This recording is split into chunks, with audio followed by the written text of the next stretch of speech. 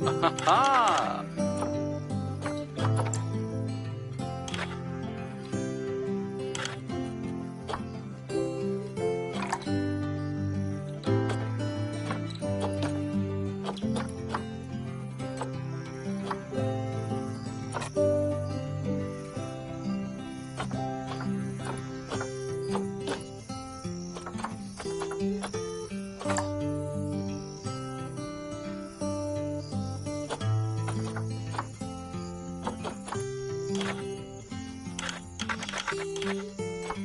Oh.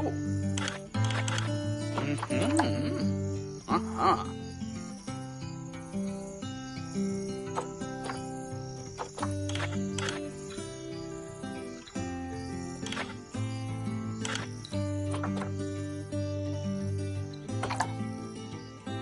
Whoop.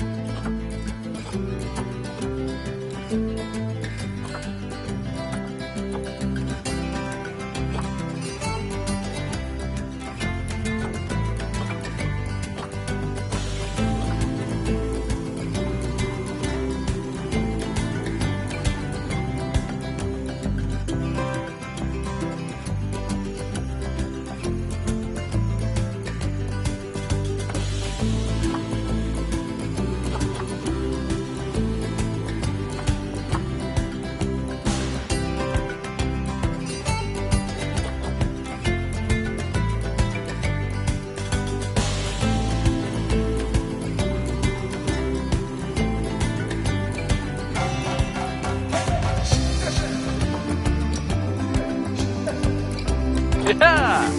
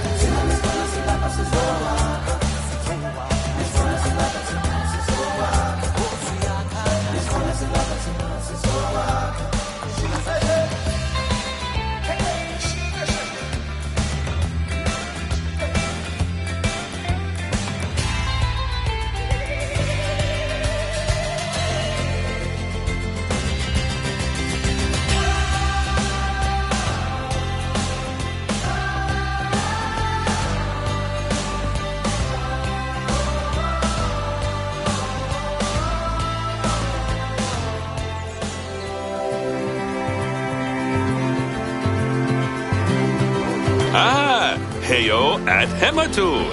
Yeah, oh, sorry about that. I have a habit of slipping back into the Blanco language. It's good to finally meet you in person. I'm Bernard, although I insist you call me Bernie. The only person who calls me Bernard is my wife. And even then, only when I've tracked elephant dung into the carpets. As you know, I own several zoos, but I always like to show people the ropes here at my home. This is the first zoo I ever opened, and a source of great pride for me. And prides, thanks to a lion breeding program we ran in the 80s. But we're in the middle of a big renovation, and that's where you come in. Sadly, our old contractor had to retire after developing a fur allergy. Poor devil kept sneezing his dentures into the lion habitat. So, it's up to you to finish everything off. Don't worry, though. I'm not completely throwing you into the deep end. My head keeper, Nancy Jones, will be lending a helping hand. Oh, she's a hard worker, and she'll expect you to be too. But I'm sure you'll get along like a house on fire, or even better, one that isn't on fire. Less shouting that way.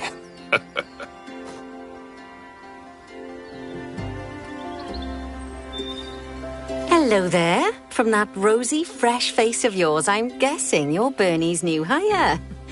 Good. Now, I hope you're ready to ditch your diploma because we're about to get really hands-on. But before we begin the real work, how about we familiarize you with the zoo by learning how to fly around it and visiting some of our beautiful animals? We'll start by popping over and having a look-see at the grizzly bears in their habitat.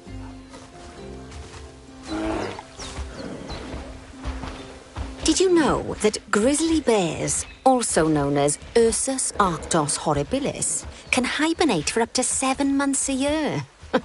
Oh, but then again, given the chance, I think a lot of people would do that too. Select one of the bears and you'll bring up its information panel. This is where you can find out all kinds of information about your animal. The most important thing being its overall welfare. You'll learn more about animal welfare today as we go through your objectives. But for now, let's enjoy this magnificent animal. Why don't you select the camera from inside its information panel? See, now this is a fantastic way to get a close look at your animals.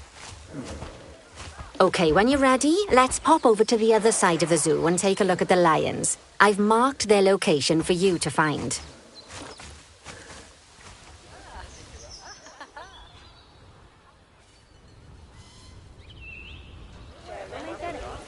Panthera leo leo, or the West African lion to you and me.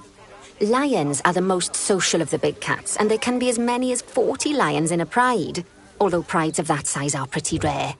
As Bernie would say, those lions are awesome, which is precisely why I handle the training instead these days.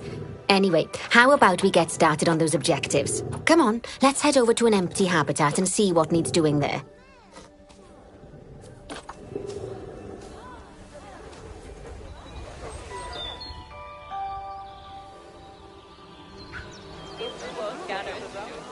As you can see, it's a lovely space for animals, but it's missing a certain something.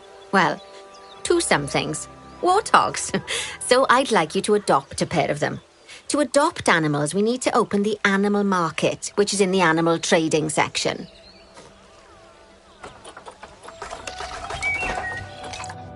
There we are. A pair of perfectly splendid warthogs for our zoo. Just select them and choose Adopt. Normally, the animal exchange would be full of animals, but I've emptied out the market while you learn how it works. The last thing I need is you accidentally ordering a dozen elephants.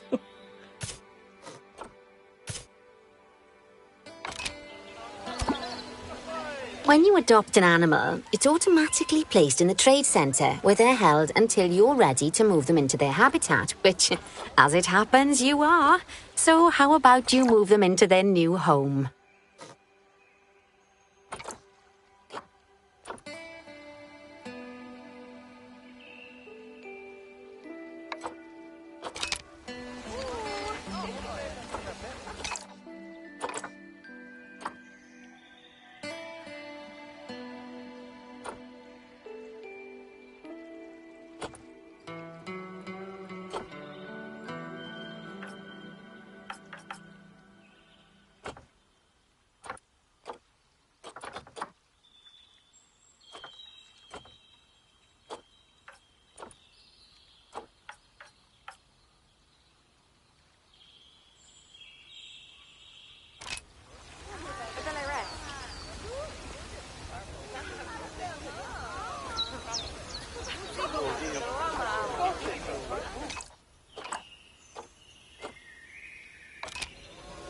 When you ask for an animal to be moved into a habitat, your caretakers will go to the trade centre, collect your animal and deliver them to your selected habitat.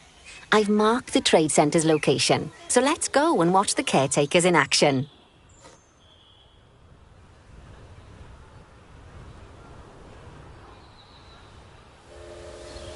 Well, as you can see, those caretakers don't hang about. They'll move those animals to their destination as fast as possible.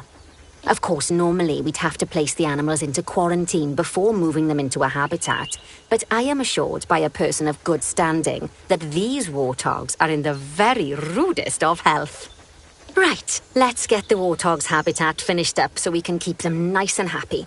You see, each animal in the zoo has an overall welfare statistic, basically how happy they are. And that overall welfare statistic is itself comprised of 4 different areas: nutrition, social health, habitat, and enrichment. Luckily, if you select an animal, you'll bring up their animal welfare information panel, which we saw earlier, where you can see how they're doing. That way, you'll know exactly what areas need to be addressed. Don't worry if that's a lot to remember. You can always check the Zoopedia for more information.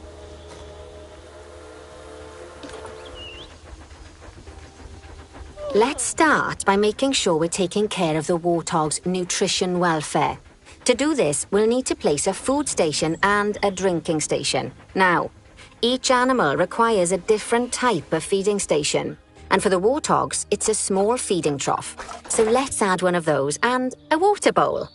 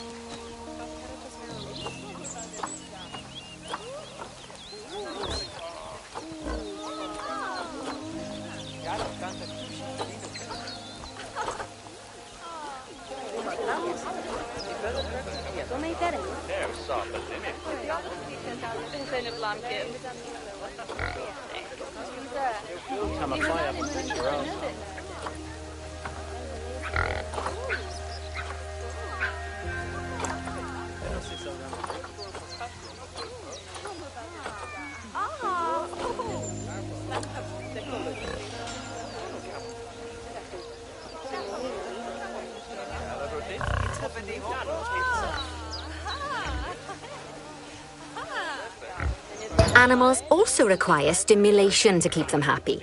Let's add a lovely mud bath for the warthogs to roll around in. That bath will count towards their enrichment welfare, specifically their toy enrichment welfare.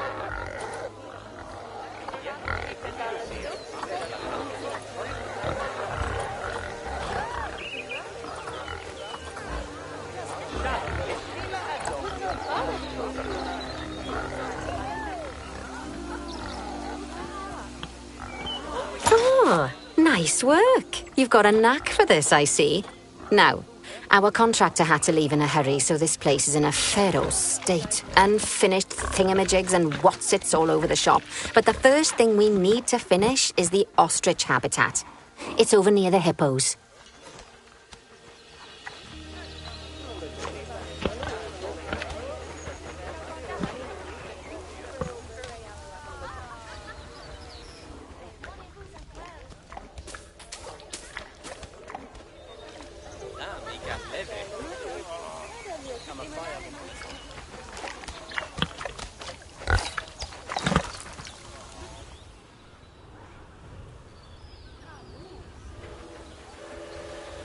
Oh, before we actually start building our ostrich habitat, let's pause time for a moment.